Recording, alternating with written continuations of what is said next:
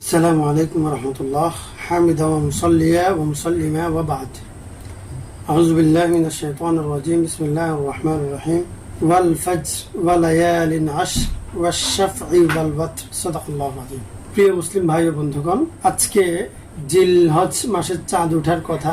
এখনো চাঁদ দেখা যায়নি। কুরবানির প্রস্তুতি আমাদের চলছে। জিলহজের চাঁদ উঠলে কুরবানির দিন নির্ধারিত হয়ে যাবে ইনশাআল্লাহ তাআলা। তো কুরবানিকে সামনে রেখে কিছু বিষয়ে সকলের সাথে আলোচনা করা, এটা আমার উদ্দেশ্য। এই জন্য আমি সূরাতুল ফজর থেকে 3টা আয়াতে কারিমা তেলাওয়াত করেছি। আল্লাহ পাক রব্বুল আলামিন ফজরের কসম খেয়ে এবং 10টা দিনের কসম খেয়ে তিনি কথা বলছেন। তো 10টা দিনের যে কসম খেয়েছেন এই সূরার মধ্যে, সেই দিনগুলোর বিষয়ে মুফাসসিরিন কেরাম বলেছেন যে জিলহজের প্রথম 10 দিনের কথা এখানে বর্ণনা করা হয়েছে। এই 10 দিন অত্যন্ত গুরুত্বপূর্ণ, চমৎকার দিন, ফজিলতের দিন, ইবাদতের দিন। রাসূলুল্লাহ সাল্লাল্লাহু আলাইহি ওয়াসাল্লাম বলেছেন, যারা ইয়ামে আরাফার দিনে অর্থাৎ 9 জিলহজে রোজা রাখবে, আইয়ুকাফিরাস সানাতা আল্লাতী ক্বাবলাহু ওয়াস সানাতা আল্লাতী বাদাহু, তার এই এক দিনের ইবাদত বা রোজা পুরো এক বছরের আগের এবং পরের আরা হয়ে যাবে। সুবহানাল্লাহ, অনেক ফজিলতপূর্ণ। আমরা প্রত্যেকেই কোরবানির প্রস্তুতি নিচ্ছি। কোরবানির জন্য মালে নেসাব শক্ত, এটা আমরা জানি। কি পরিমাণ সম্পদ ওলামায়ে কেরাম তো বলেছেন, মূল মেয়ার হচ্ছে যে স্বর্ণ অথবা রূপ। স্বর্ণ হচ্ছে 7.5 তোলা এবং রৌপ্যের মেয়ার হচ্ছে যে 52.5 তোলা। রৌপ্যের দাম যদি আমরা হিসাব করি তাহলে 1,10,250 টাকা হয়। এই সম্পদ যদি কারো জরুরিয়াতের বাইরে তার থাকে তাহলে তার উপর কোরবানি ওয়াজিব, এক শরীক ওয়াজিব। এখন আমরা প্রথমত দেখব এই 10 দিনের আমল।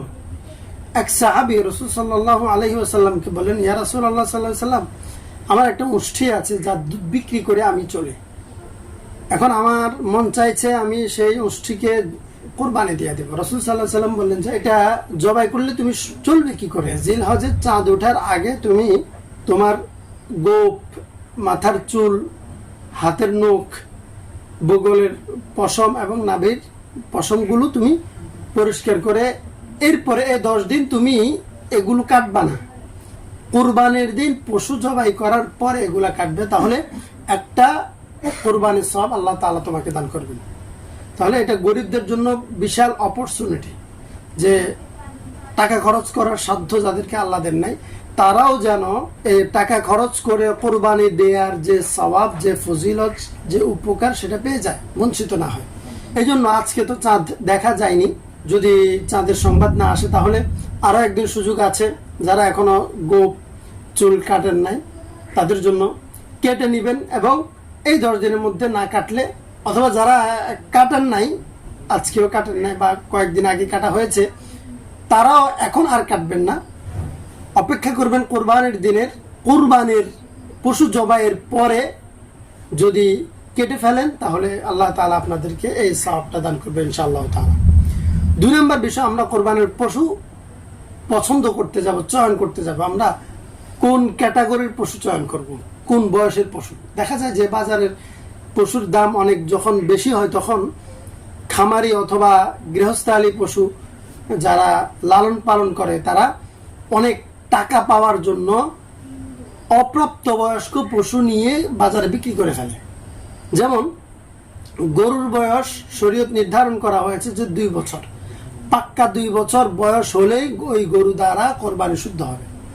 যদি কোনো গরুর বয়স 2 বছর থেকে একদিন কম হয় তাহলে ওই গরু দ্বারা কোরবানি শুদ্ধ হবে না। কিন্তু ওই গৃহস্থালী ব্যক্তিবর্গ এই বিষয়টা অনেক সময় খেয়াল করেন না।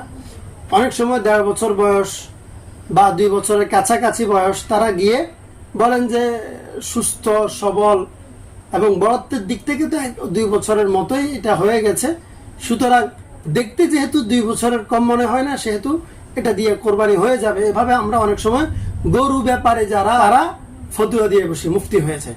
এটা ঠিক নয়, এভাবে মানুষ ধোঁকা পড়ে যায় এবং মানুষের কোরবানিটা নষ্ট হয়ে যাচ্ছে। দ্বিতীয়ত, অনেক ছাগলের বিক্রেতা এই কাজটা করেন যে কোরবানি যেহেতু আসছে, ছাগলটা বিক্রি করে কিছু মুনাফা পাবো, তখন 1 বছরের কম ছাগলকে, অর্থাৎ 6 মাস বয়সী, 7 মাস 8 মাস বয়সী ছাগলকে তারা ফতুয়া দিয়ে দেন, না দোষ নুদোষ শারীরিকভাবে অনেক বড় আছে, সেটা দ্বারা কোরবানি দিলে হয়ে যাবে, কারণ এটা দেখতে 1 বছর মনে হয়। এ জাতীয় ফতুয়া তখন বেয়ারি যারা, বিক্রেতা যারা, তারা দিয়ে থাকেন। এটা ঠিক নয়। শরীয়তকে বৃদ্ধাঙ্গুলি দেখানো এবং শরীয়ত বিকৃতির শামিল, এটা না করে আমরা এক্ষেত্রে আমরা দেখব গরুর বয়স পাক্কা 2 বছর হতে হয় এবং ছাগলের বয়স পাক্কা 1 বছর হতে হয়। যত সুস্থই হোক, যদি 1 বছরের চেয়ে 1 দিন কম হয় বয়স, তাহলে ছাগল দ্বারা কোরবানি শুদ্ধ হবে না। এরপরে যদি কেউ ভেড়া দ্বারা কোরবানি দিতে চান, তাদের জন্য সুযোগ আছে। ভেড়ার ক্ষেত্রে শরীয়তের মাসআলা হলো, যদি কোনো ভেড়ার বয়স 6 মাসের অতিরিক্ত হয় কিন্তু দেখতে 1 বছর মনে হয়, আবারও বলছি, কোনো ভেড়ার বয়স যদি 6 বছরের অতিরিক্ত হয় এবং দেখতে 1 বছর মনে হয়, সুস্থতা, সবলে, বড়ত্বে যদি এমন হয় 1 বছরের মতো হয়ে যায়, তাহলে বয়স তার কিছুদিন কম হলেও 6 মাসের বেশি হলেই তা দ্বারা কোরবানি হয়ে যাবে। ভেড়া দিয়ে হবে কিন্তু ছাগল দিয়ে হবে না। দুম্বা দিয়ে হবে কিন্তু গরু, উট দিয়ে হবে না। উটের জন্য 5 বছর শর্ত, গরু মহিষের জন্য 2 বছর শর্ত। কেউ যদি ভেড়ার সাথে ধারণা করে, কেয়াস করে 1.5 বছরের মহিষকে যদি কেউ 2 বছর বলে ফেলে, অথবা কিছু কম হলেও সমস্যা না হয়ে যাবে বলে ফেলে, তাহলে জনগণ ধোঁকা খাবে। এই দায়ভার যে এই বিকৃত ঘটাবে, যে বিভ্রান্ত ছড়াবে, বা যে শরীয়তকে বিকৃত করবে, মাসআলা উল্টা দিবে, তার ঘাড়ে বর্তাবে। এরপরে কোরবানিতে একটা পশুতে, অর্থাৎ গরু অথবা মহিষে কয়জন অংশ নিতে পারে? এখানে আহলে হাদিসের ভাইরা বলতে থাকেন যে পশু একটা, 7 জন কিভাবে দিবে? এই যে 7 জন শেয়ারিং এর বিষয়টা, তারা এটা মানতে পারে না। আপনি দেখেন, এই যে শরীয়ত যখন কোনো কিছু নির্ধারণ করে কোনো ভাবে, তখন সেটা শরীয়ত যেভাবে নির্ধারণ করেছে সেটাই ধর্তব্য। আপনার যুক্তি, আপনার বোঝা আসা না আসা, এটা কিন্তু শরীয়ত কেয়ার করে না। তো এক্ষেত্রে আপনি দেখেন, আপনার বাজারে আপনি ব্যবসায়ের মধ্যে শেয়ারিং হতে পারে, বিভিন্ন জায়গায় মানুষ অংশীদার হতে পারে, তাই না? তো আল্লাহ তাআলা যদি একটা গরু থেকে 7 জন ব্যক্তির পক্ষ থেকে কোরবানি গ্রহণ করতে চান, তাহলে আপনার আমার সমস্যা কি? যেখানে শরীয়ত নির্ধারণ করেছে একটা গরু থেকে যদি 7 জন কোরবানি দিতে চায়, এটাকে যদি 7টা অংশ করা হয়, পশু একটা পশুকে কেউ 7টা পশু ধরে না, একটা পশুকে 7 অংশ করা হয়, 7 ভাগে বিভক্ত করা হয়, একটা অংশকে 7টা ভাগ করা হয়, 7 জনের জন্য নির্ধারণ করা হয়। এখানে একটা পয়েন্ট মাথায় রাখবেন, সেটা হচ্ছে যে গরু জবাইয়ের সময় অনেক সময় দেখা যায় যে নাম নিয়ে দৌড়ঝাঁপ করা হয়, অমুক নামে দেন, অমুক নামে দেন। আসলে এই নামটা কারণ নামে কোরবানি হবে না, ওই নাম মানি এক একটা নাম মানে এক একজন ব্যক্তি, আর 7 নাম মানে 7 জন ব্যক্তির পক্ষ থেকে আল্লাহর নামে জবাই করছে। এই বিষয়টা মাথায় রাখবেন। আমাদের বিষয়টা খেয়াল রাখতে হবে, 7 জনের নামে পশু জবাই হয় না, 7 ব্যক্তির পক্ষ থেকে পশু জবাই করা হয়, একমাত্র আল্লাহর নামেই পশু জবাই হবে।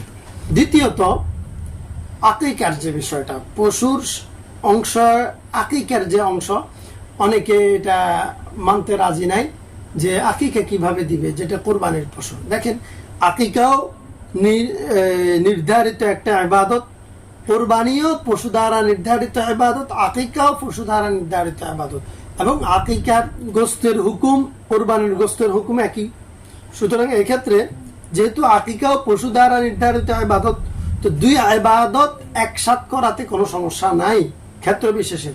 তো এক্ষেত্রে যে অভিযোগ করা হয়, অভিযোগের খণ্ডন আমরা এভাবে করতে পারি, সেটা হলো যে একজন ব্যক্তি একটা শরীক একটা অংশ নিবে কোরবানির জন্য। তো একটা গরুতে তো 7টা অংশ রয়েছে। তো যদি ব্যাপারটা এমন হয় যে 6 জন কোরবানির জন্য 6টা অংশ নিয়েছে, তাহলে তো শরীয়ত নির্ধারিত খাতে ওই গরুতে আরো একটা অংশ আছে।